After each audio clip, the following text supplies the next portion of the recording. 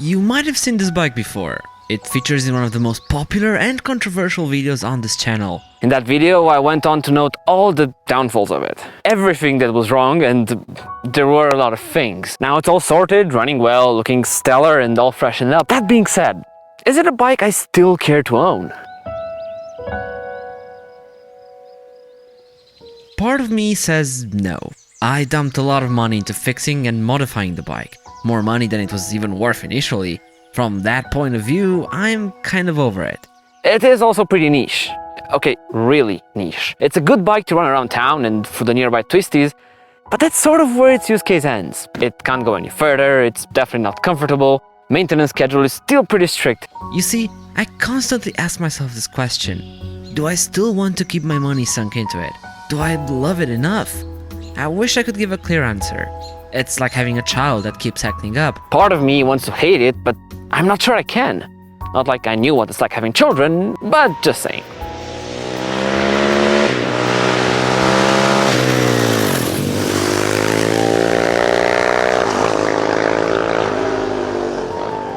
But then the other part of me gets in the saddle and does a quick ride around. And that's when the love slowly comes back.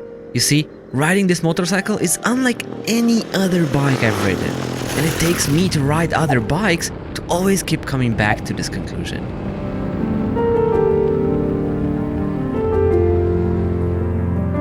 I wish this was an easy choice. So maybe let's put all of these pros and cons on paper, and by the end of this film we might just have an answer. Should I keep it, or is it time to move on?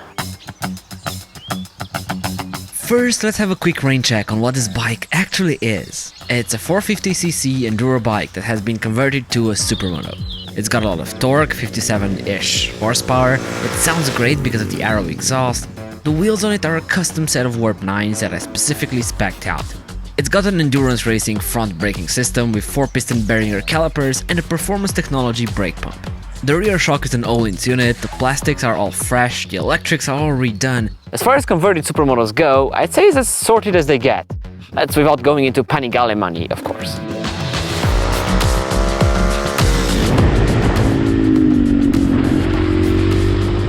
But if all you wanted to know about the Kawasaki were its specs, a video would be pretty pointless. I could just share a document with all the specifications and call it a day.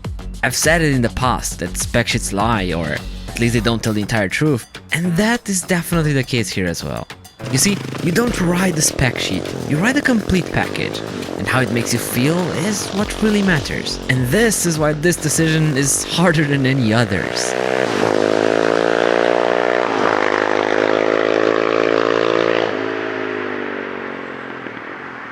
You get the unique feeling right from the get-go. Sure, it's annoying to have to start it up with the Kickstarter after a long time of sitting. The formula is easy. Add one kick to every week the bike sits in the garage. And so, by the time spring comes around, you're guaranteed a little workout to the right leg. You could try the electric starter, but the battery won't last a long time with the bike trying to crank up. Once it's been started, or if it hasn't been sitting during the winter, a push of the button is enough. But then I start moving, and I'm reminded of how important weight is. Just for context, the Kawi weighs about 115 kilograms in dry form. My Super Duke, which is pretty light for the size of its engine, comes in at around 189 kilograms. I know there are different classes, I wasn't born yesterday. But this genuinely feels like getting on a bicycle in comparison. I said a lot of times that weight is a huge part of the fun factor, and this is the most extreme example of it. No amount of words can describe the feeling. You really have to ride it in order to realize how awesome the feeling is.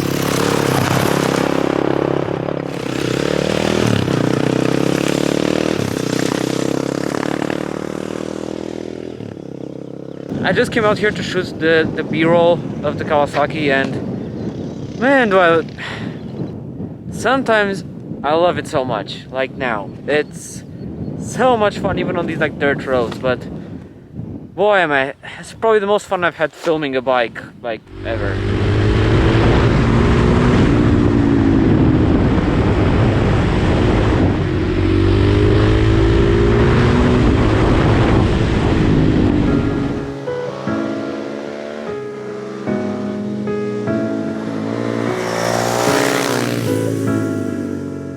It's just a 450 though. so in theory, the acceleration should be okay, but nothing amazing.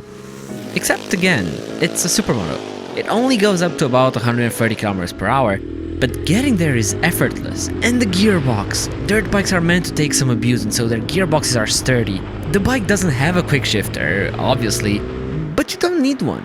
Once you set off, you basically don't need to touch the clutch, up or down shifting.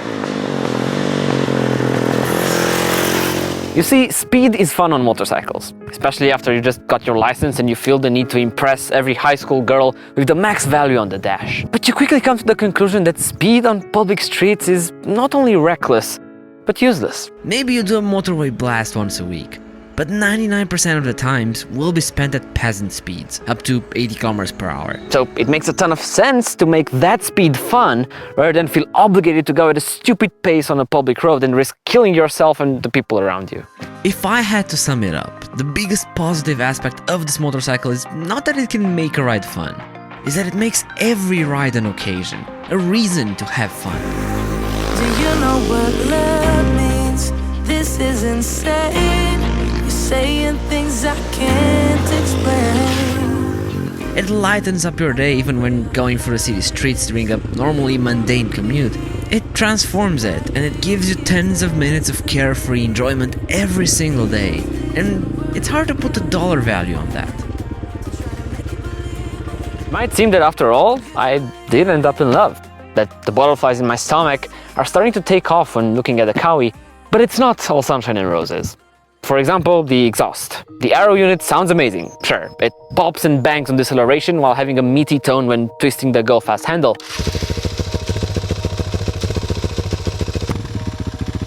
And that is cool. During the day, on a back road, not at night traveling between city apartments. Some of you may think waking everyone up is cool, but I don't want to be that guy. And since it's already dark, we need to talk about the lights and about a headlight, which is basically pointless. The flashlight from my iPhone might do a better job of illuminating the road in front. In pitch black, you basically have to ride with the high beams on, and even then, you're not seeing much. If you were to look at my original video, more than half of it was me complaining about the issues that my example had. Now, I only have the two I mentioned above. Even the service interval hasn't been an issue. For one, doing 600 kilometers in the city takes a bit longer than I expected. That's maybe because this isn't my only bike, but I would never recommend such Sumo as an only bike either way. And even when the oil change time comes, it's not a big deal. It's a 10-minute job, costs almost nothing, and is easy to do. The problem is not you, it's me. We all know the saying, and some of us have been unlucky enough to actually hear it in person.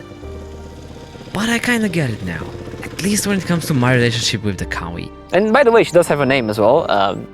Welcome, Fiona. You see, she hasn't given me any problems ever since the big rebuild. But it's hard for me to trust it now. Maybe because I know how many issues she used to have. Maybe because I know what we've been through to get to this point. But trust is a hard thing to earn back. You see, I don't want to be the guy that arrives to the conclusion of, I don't know. I don't want to blue ball everyone with my lack of a decision, but I truly do not know. At times, this lack of trust gets the best in me, and I keep thinking of replacing her. But then I get on and ride it, and those thoughts quickly get out of my brain. The more time I spend away from her, the more I get to think about changing it up, but then I quickly change my mind once we go out together.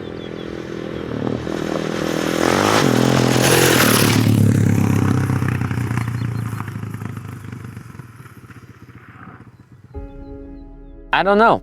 That's the hard truth.